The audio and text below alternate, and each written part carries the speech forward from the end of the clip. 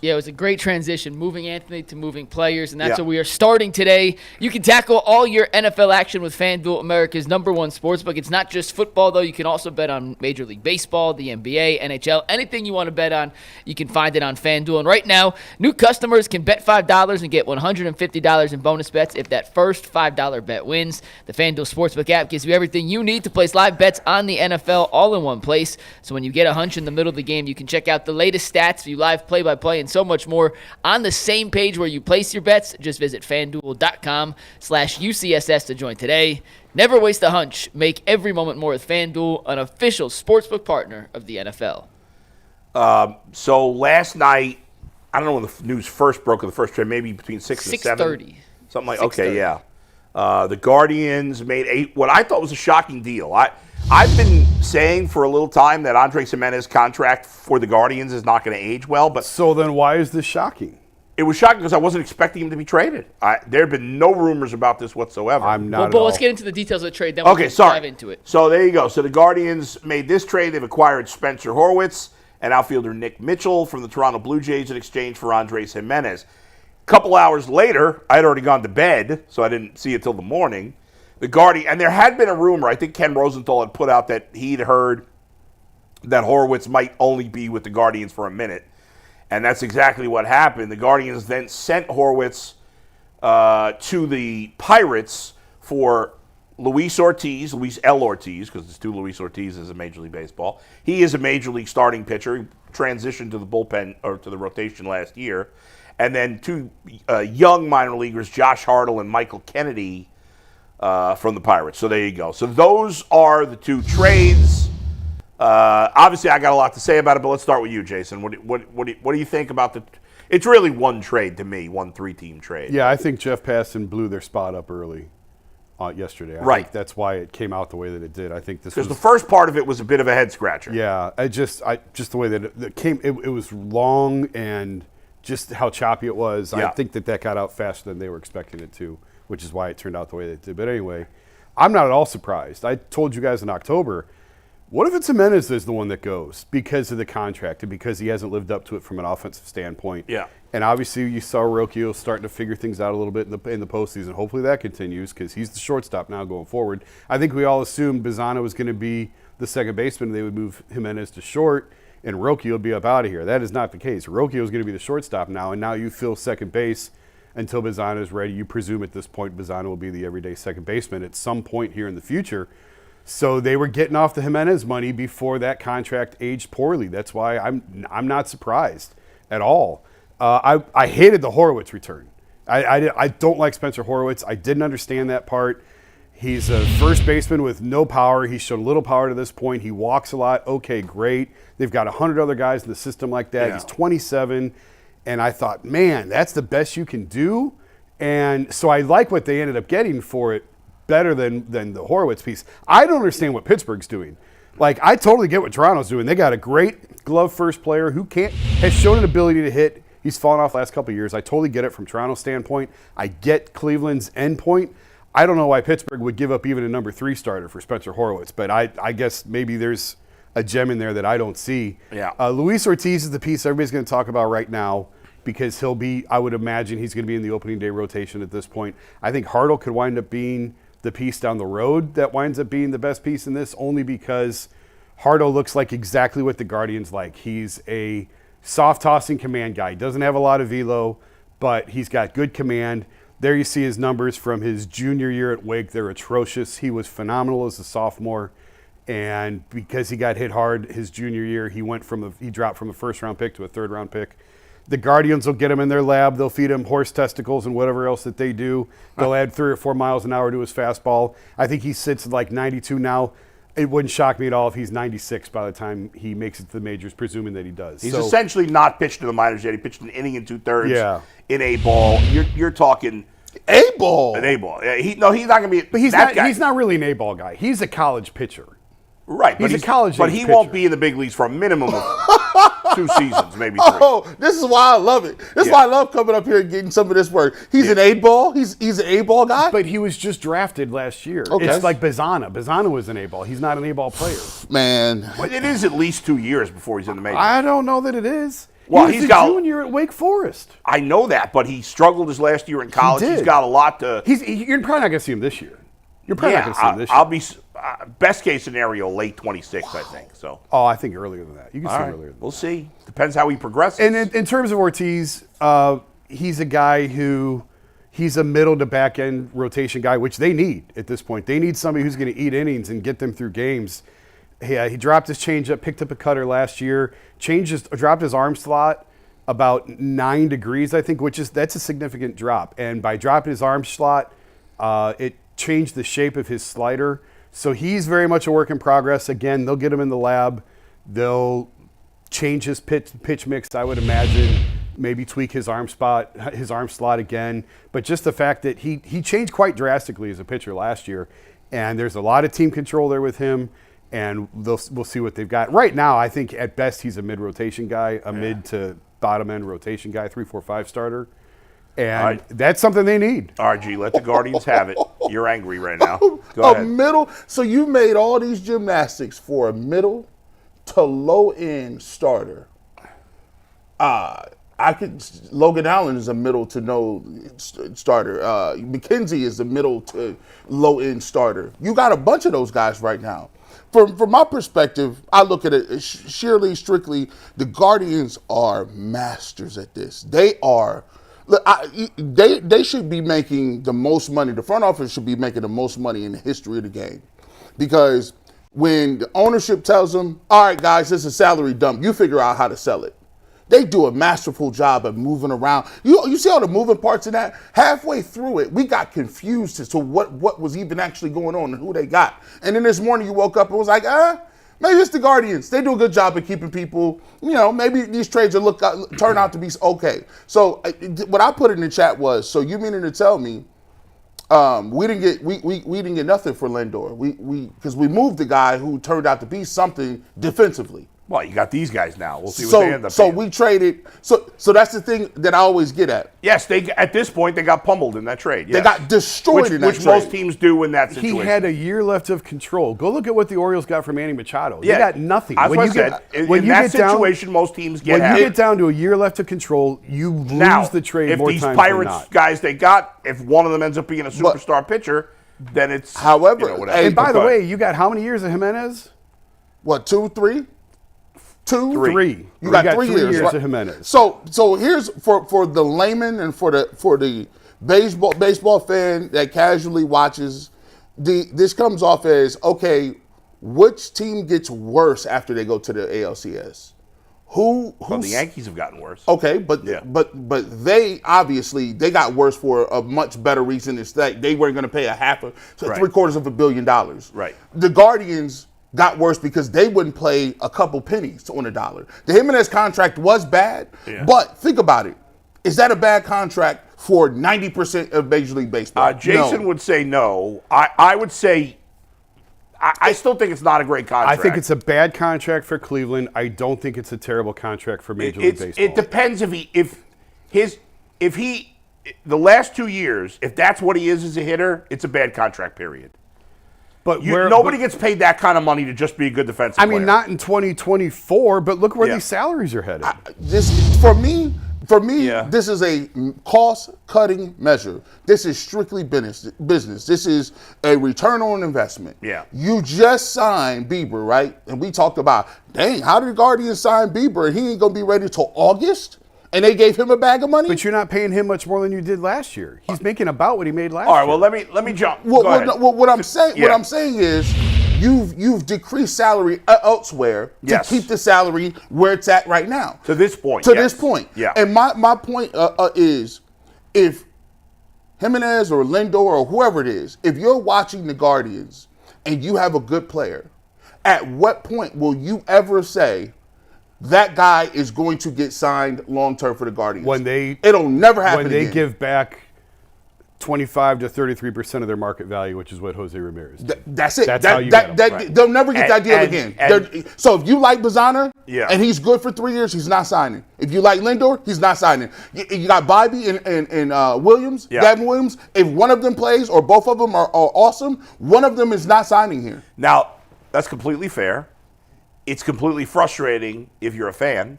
Now, I could counter that and say, well, despite that, they've been the most successful franchise in terms of consistently winning in this town. Now, ultimately, they haven't won the biggest prize. The Cavs get the edge there. But they've been a winning organization for a while now doing that. That doesn't change the fact that it's frustrating. I was accused in the last 12 hours of being an apologist for the Guardians and a hater of the Guardians. In the last 12 hours. You're probably both. And Right. you stink at both. So pick a side. Pick a fence. Yeah, right. Are you going to apologize for him or are you going to be a hater? So here's what I would say. There's two parts to this trade. One part is the money aspect of this. We'll get to that in a second. In terms of the talent, like on the Major League roster, are the Guardians a better team today than they were yesterday? No, not in my opinion. Now, I don't think they're significantly worse. I don't either. Because I don't Because the front like office Gimenez is good. as much as others. No, that has nothing to do with the front office. The minor leaguers are zeros. Until they do anything in the majors, they're zeros. They obviously this have year, yes. potential. Yes. For this year, they're complete zeros, and neither one has any chance of being in the majors this year. So, Major League roster today versus yesterday, I think the Guardians are slightly worse. In the long term, who knows? Obviously, these guys have potential. We've seen plenty of guys with potential, and the Guardians and other teams never pan out. So, we don't know what those guys are going to be. They're nice lottery tickets. Now, what I'll say about the money, because I saw a lot of people lauding the Guardians for saving money on this trade. I'm not in the business of lauding an ownership for saving money. The goal is to win, not to save money. The team that saves the most money doesn't win the championship. So if the Guardians, while I don't love Gimenez, and I think people are overblowing his importance as a player because his defense is great, but his offense has been, outside of 1 year in the majors, below average. And he's not worthy of the money he's getting, in my opinion, based on what he's been as a player outside of 1 year. But I'll say what I've consistently said. If they made this trade to be able to allocate money to other places, whether that's signing an extension with Quan or Bybee or who knows, or it means signing a free agent. I'd like to sign Gleyber Torres. Yes, there's some outfielders that might be a better fit, but I think the Guardians have the ability. I don't know, they probably won't do it, but why couldn't they sign Gleyber Torres for 2 years and $18 million and add an outfielder? Their payroll would still be under $140 million. Is he really going to take a 2-year, $18 million deal? $18 million per year. Oh, I was going to say. And Yeah. even that, would he, I mean, how old is That's he now? what 30? 27. Oh, he's only 27? He's coming off a bad year. He's That gonna- was the projection at MLB trade rumors, would which be I follow. shocked They're if very he- good. They are. But They're I very good would at be those. surprised if he has to settle for a 2-year deal. Listen, he's a good player, not a great player. He's marginal defensively, but he's got great power for a second baseman. He does. Second base is not a high value position. But Jason, I don't care about the value of the position. I need power. Yes. I need hitters. Give me an outfielder who can hit the ball out of the park Well, and why not can't we strike have out both? 35%. Can I have an outfielder and have No, him for 2 years? not on this team, Well, no. we should be. We should demand that. You're not going to have an $18 million second baseman and a $20 but million it's only, outfielder. if it's only 2 years, what's the big deal? Because of this year. The payroll, no, and the payroll has to go up from last year. It's not going to. I'm telling you right now, it's not going to. You're going to move this. You're going to move this shell over here. Yeah. And you're going to fill that spot over there. But it's December 11th, so we got a lot of offseason to go. When they get to opening day, from what I was told, I don't think that the payroll is going to be drastically higher than what it was last year. Okay, so but here's the thing: Yeah. you just took $10 million away from Gimenez. If you move Josh Naylor, you just created a $20 million spot. Okay. So you could fill that. So who But when you get to Yeah. April, the number is not going to be drastically higher than what it was last year. It's just it could look a lot different. Okay, and there's part of us that has to say, okay, they're not going to spend the money, so how good can they be under these constraints? But there's another part of me that's like, well, even though I know it's not going to make a difference, I'm not giving them a pass for not spending more. I'm not giving them a pass. I'm Yeah. just saying, like, you can yell and scream all you want. Right. The reality is the payroll's going to be where it was last year, very similar to it. They're very, very good at this. They understand the vitriol that goes to the Browns. They understand that people literally have this thing where they're going to crucify the Browns when they do something. They play off that very well because we take for granted that they don't have the money. They won't show the books. We don't know that for a fact. They just say we're not doing it. Oh, they have the money. They just won't spend it. So if you don't spend the money and you tell us every single year that the payroll is going to be this, and we look around the landscape, what you're telling us is the only way that we win a championship is if we get lucky, or you're counting on the fact that it's baseball. They put that in this business model where if you make the playoffs, you sell people, hey, anything can happen. There's Rangers a couple of years ago. But listen, I mean, the chances of that happening are below 10% if you're not even close to competitive in payroll. Which is why I believe baseball needs a cap. Because with a cap comes a floor. And you can start, you're never going to catch the Yankees and the Dodgers. Never. But it's not impossible. It's very rare to win a World Series with where the Guardians' payroll is. Yeah. It's very, very rare. Not impossible. Yes, they have to get lucky. That is true. But with the cap, brings a floor. And baseball is so stubborn and the players are so arrogant and they keep saying, we have the strongest union around and we will never agree to that. And guess what? You also have the worst relationship of any sport between the players and the owners. There's more distrust between the players and owners of baseball than any other sport. And I believe it's because there's no cap. The billionaires in this country scream about capitalism all the time, but they want socialism for their sports. Well, and I've sat in this chair a million times and said I'm as capitalist as they get every dollar you can. Yeah. And if I'm a player, of course I want to get every dollar I can. For the health and the betterment of the sport, we're having two different conversations. I believe baseball needs a cap. But talking about a cap in baseball is really no different than me complaining about the Guardians not spending, because neither one's going to happen. But with a cap comes a floor, and then you have a minimum that you have to spend. Yeah, but that supposedly happens in the NFL, and it doesn't really. Teams don't.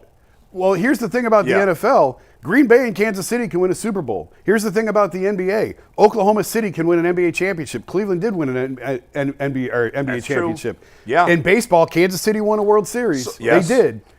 But that's where I'm saying it's not impossible. It's just rare. The Guardians were one game away. They were. It's not. Again, it's not impossible. It's rare. How do you? I'm thinking about from a business standpoint and your customer base. Yeah. How do you sell this to people? How do you say, okay, I know that the athletes are going to drive the attendance, right? But we're going to sell you overall success over a general 10-year period compared to people in our market size. You know how you sell it, G? You know how you sell it? In July when you're in first place. Because this team dreads the offseason because they get pounded, exactly what we're doing today. Mm-hmm. They get pounded from October to March every year. Mm-hmm. And then they get back on the field, and by God, I don't know how they did it, but they're back in contention again. That's true. And it all goes away. And then the offseason comes, and we kill them again. But if they had better off seasons, they'd have better attendance. This team has such a razor-thin margin for error that they operate under. It's unbelievable that they do what they do. So what you're saying is they're not really trying to win. No, you're saying we want to be hyper competitive, we want to maximize profit, but when it comes to actually legitimately going all in to try to win at the highest levels, we're not in it for that. We're in it for this. To be fair, that is true. Now, I would argue, based on that definition, there's really only 4 teams trying to win. I agree. I mean, even the Cubs, who spend. They don't spend like the Yankees and the Dodgers do. But they're not trying to win the same way. But you got to think, it's a difference between being super frugal and being smart. No, I agree. Right, I agree. Sure, the Cubs are trying to win more than the Guardians are trying to win. They understand their restraints. At least they have room. Like, for me, think about if this was any other sport. Think about it if the Cavs or the Browns got to the AFC Championship, NBA or Eastern Conference Finals, and then they got rid of one of their best players. I know they're not going to get there this year, but we may see T. Higgins walk out of Cincinnati and maybe see Jamar Chase, which would be criminal. So it does happen once in a while in those sports, but not in baseball. It happens all the time. But the Guardians and the Bengals are twins when it comes to sports. The Guardians are to the Bengals being cheap as the cheap. They are. It's always an outlier. The Bengals are not as well run as the Guardians, but they're decently run considering their owner's cheap. They're money conscious as the Guardians. Big time, yes. Now, I'll give them credit. Listen, they come out 2 out of 3 times. They come out with the winning these trades. 2 out of 3, I give them that, right? But I will say this though, their track record of who to extend and who not to extend is not looking good. Zunino contract, terrible. Well, that wasn't an extension. But the money they're signing people to. Yeah. Bell contract was bad. Yeah. The Gimenez contract was bad. Miles Straw contract, bad. Yeah. Like they got the only The Ramirez contract is great. It's the only thing saving them. Yeah. Gimenez is the perfect example why I believe this team has shown hesitancy. They will not sign a guy before the first major league at bat, which is the new trend in baseball. Now these guys are signing before their first at bat because their agents have convinced players taking these pre-arbitration deals is bad business, and you're better off going year to year in arbitration, getting to free agency after year 6 or 7, and cashing in. Well, we saw it with Soto. And so, so now if you want to get these guys, you have to get them prior to their first appearance in the majors. And the Guardians have shown no inclination to do that. Or at least after their first year, unless it's a killer year. I mean, it's getting to the point with a lot of these guys, you have to sign them before their first. That's true, but most of those guys. But even with Gimenez, the point is, even with Gimenez, who had a great year, and they felt like, okay, here's a guy we can hitch our wagon to, right? And then he completely fell off a cliff offensively the last 2 years, and now it's. If he was a free agent this winter, Andres Gimenez, what's he making? $10 million next year? He would make $10 million next year in the open market. I wholeheartedly believe that. Yeah, but he wouldn't get a long-term deal. But it's like they're getting out in front of this now. Yeah. Because if you have to eat the money at the back end, right, now you have to take back. Like they got out of this before it got really, really bad. Right, but don't you agree they should spend money to replace that? Of course. Yeah. So like they created $10 million. And again, if they move on from Josh Naylor, I had somebody tell me that Naylor's going to be traded. So there's another. Yeah. I can't remember what he's on the books for next year, but I think it's around 10. Yeah. You just created $20 million. Yeah. Okay. Now here's Naylor is if you trade Naylor, that's a whole different ball game because that's a legitimate bat you have to replace. Like with Gimenez, even if they end up using Angel Martinez instead of Gimenez, right. You didn't get any worse offensively. Right. And when have they been Whereas great with at Naylor, power? you bet. So right now they already need one big bat. If you trade Naylor, you need 2.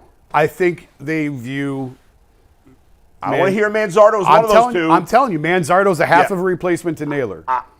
He gets you halfway there. I think in addition to Manzardo, you need 2 bats if you trade Naylor. Well, you have to fill the DH slot. And I just want to see an outfielder. They have one outfielder. And as far as I'm concerned, you have one everyday outfielder. Yeah, they might trade Lane Thomas also. And by the way, this just signified to me, they're not signing Quan. You tell me this means they're signing Quan. Quan's already to arbitration. Yeah. Again, I believe you've probably missed the window. Quan's an interesting guy, though, because he's the type of player who doesn't get a ton of money. But he's really smart. He knows his value. Singles hitters don't get paid. I mean, he's a singles hitter and a Gold Glover. Look at the Bennett. By the way, are we sure he's a singles hitter? Yeah. I mean, he was hitting home runs at the beginning of the year. Yeah, but he's never hitting 25 home runs. If he gets to 15, if he can hit 300 with 15 home runs, score 100 and a Gold Glove and steal bases. Field Gold Glove. Take it easy. He's not going to play. He's not going to make. But I'm saying the comp for him is Andrew Benintendi, and that contract's been a disaster for the White Sox. Yeah. Like that's the kind of profile he has. So you agree? He's not. I don't think the Guardians going to. I think there's a chance only because of the type of player he is. They've tried with him. He's not getting. What kind of big contract is he going to get? What does he think he's going to get? He's not getting $25 million. I don't know what they offered him. I know they tried. So yeah, and they're not. I mean. I was going to say that they're not locking it. Listen, and by the way, you mentioned Bybee. Yeah. I don't want him to sign Bybee. Well, I'm done. Generally, starting pitcher done with contracts extensions are on pitchers. I'm done. McNuggets. Yeah. Am I crazy? Listen. Am I just sitting here thinking? They just told me. The baseball guys told me they ain't signing Quan. Yep. Bybee not getting signed. Yep. Josh Naylor about to be up out of here. Yep. Let me respond to that with a question that we're going to bring in Leroy. We'll get back to more Guardians with Sasaki at the end of the show. But, G, to answer your question, are you surprised?